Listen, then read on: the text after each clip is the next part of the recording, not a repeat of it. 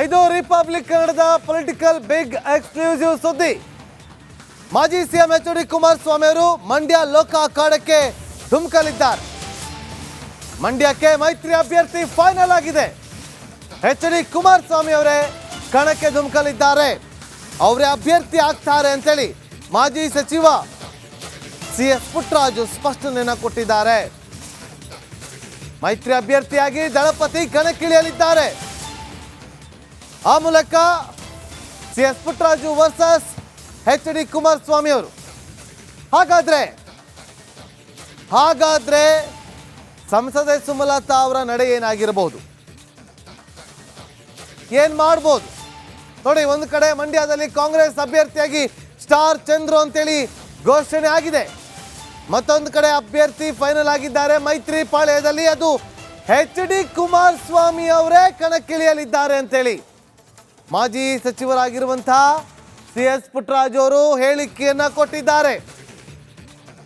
ಹಾಗಾದ್ರೆ ಸಿ.ಎಸ್. ಪುಟ್ಟರಾಜು ಅವರು ಏನ್ ಹೇಳಿದ್ದಾರೆ ಕೇಳ್ಕೊಂಬನ್ನಿ. ಮೊದಲಿಗೆ ನಾವೇ ನಿರ್ಣಯ ಮಾಡಿ ಬಲವಂತವಾಗಿ ಕುಮಾರಣ್ಣವ್ರನ್ನ ಒಪ್ಪಿಸಿದ್ದೀವಿ.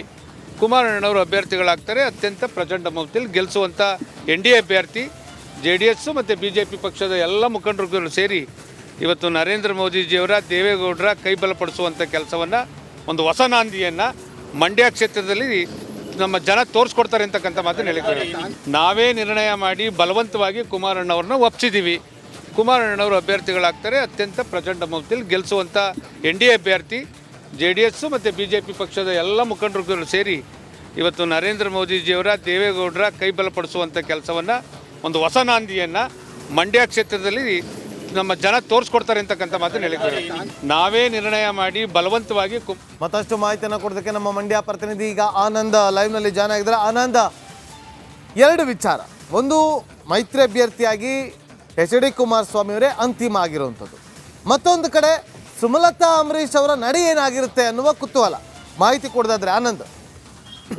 ನಾಗೇಂದ್ರ ಬಾಬು, ಮಂಡ್ಯದ ಮೈತ್ರಿ ಅಭ್ಯರ್ಥಿ ಯಾರಾಗ್ತಾರೆ ಅನ್ನೋದು ಸಾಕಷ್ಟು ದಿನಗಳಿಂದ ಚರ್ಚೆ ಆಗಿತ್ತು. ಆದ್ರೆ ನಾವು ಈಗಾಗಲೇ ಸಾಕಷ್ಟು ಬಾರಿ ಸುದ್ದಿಯನ್ನ ಮಾಡಿದ್ವಿ. ಮಂಡ್ಯದ ಮೈತ್ರಿ ಅಭ್ಯರ್ಥಿಯಾಗಿ ಎಚ್.ಡಿ. ಕುಮಾರಸ್ವಾಮಿ ಅವರೇ ಸ್ಪರ್ಧೆಯನ್ನ ಮಾಡ್ತಾರೆ ಅಂತ. ಅದು ಈಗ ಮತ್ತೆ ಅದು ಪಕ್ಕಾ ಆಗಿರುವಂತದ್ದು. ಏನು ಮಾಜಿ ಸಚಿವರಾದಂತಹ ಸಿ.ಎಸ್. ಪುಟ್ಟರಾಜ್ ಅವರೇ ಈ ಬಗ್ಗೆ ಒಂದು ಕನ್ಫರ್ಮ್ ಅನ್ನ ಕೊಟ್ಟಿರುವಂತದ್ದು. ಇವತ್ತು ಅವರು ಮಾತಾಡ್ತಾ ಏನು ಕುಮಾರಸ್ವಾಮಿ ಅವರೇ ಸ್ಪರ್ಧೆಯನ್ನ ಮಾಡ್ತಾರೆ ಅನ್ನೋದನ್ನ ಖಚಿತತೆ ಪಡಿಸಿರುವಂತದ್ದು. ನಾಳೆ ಬಿಜೆಪಿ ಹೈಕಮಾಂಡ್ ನಿಂದ ಕ್ಷೇತ್ರ ಘೋಷಣೆ ಆಗ್ತದೆ. ಅದಾದ ನಂತರ ಏನು ಸುಮಲತಾ ಅವ್ರ ಬಗ್ಗೆ ಬಳಿಯೂ ಕೂಡ ಮಾತಾಡ್ತೀವಿ ಅಂತ ಹೇಳಿದ್ದಾರೆ. ಆದ್ರೆ ಸುಮಲತಾ ಅವರ ನಡೆ ಸಾಕಷ್ಟು ಕುತೂಹಲ ಕೇಳುತ್ತಿರುವಂತದ್ದು. ನೆನೆ ಕೂಡ ಮಾತಾಡ್ತಾ ಅವರು ಇನ್ನು ಕೂಡ ಕ್ಷೇತ್ರ ಫೈನಲ್ ಆಗಿಲ್ಲ, ನನಗೆ ಇನ್ನೂ ಟಿಕೆಟ್ ಸಿಗುವಂತ ಭರವಸೆ ಇದೆ ಅಂತ ಹೇಳ್ತಾ ಇದ್ರು. ಆದ್ರೆ ಅವರು ಮುಂದಿನ ನಡೆ ಏನು ಅನ್ನೋದು ಸಾಕಷ್ಟು ಚರ್ಚೆ ಆಗ್ತಾ ಇದೆ. ಆದ್ರೆ ಈಗಾಗ್ಲೇ ಅವರ ಆಪ್ತರು ಹೇಳೋ ಪ್ರಕಾರ ಸುಮಲತಾ ಅವರು ಪಕ್ಷೇತರವಾಗಿ ಸ್ಪರ್ಧೆ ಮಾಡೋದಿಲ್ಲ ಅನ್ನೋದನ್ನ ಸ್ಪಷ್ಟಪಡಿಸಿರುವಂತದ್ದು. ಆದ್ರೆ ರಾಜಕೀಯದಲ್ಲಿ ಏನ್ ಬೇಕಾದ್ರೂ ಆಗ್ಬೋದು. ಚುನಾವಣೆ ಅಂದ್ರೆ ನಾಮಪತ್ರ ಸಲ್ಲಿಕೆಯ ಕಡೆ ಕ್ಷಣದವರೆಗೂ ಕೂಡ ಯಾವ ನಿರ್ಧಾರ ಕೂಡ ಆಗ್ಬೋದು. ಹಾಗಾಗಿ ಸುಮಲತಾ ಅವರ ನಡೆ ಏನಾಗುತ್ತೆ ಅನ್ನೋದು ಸಾಕಷ್ಟು ಚರ್ಚೆ ಆಗ್ತಾ ಇರುವಂತದ್ದು.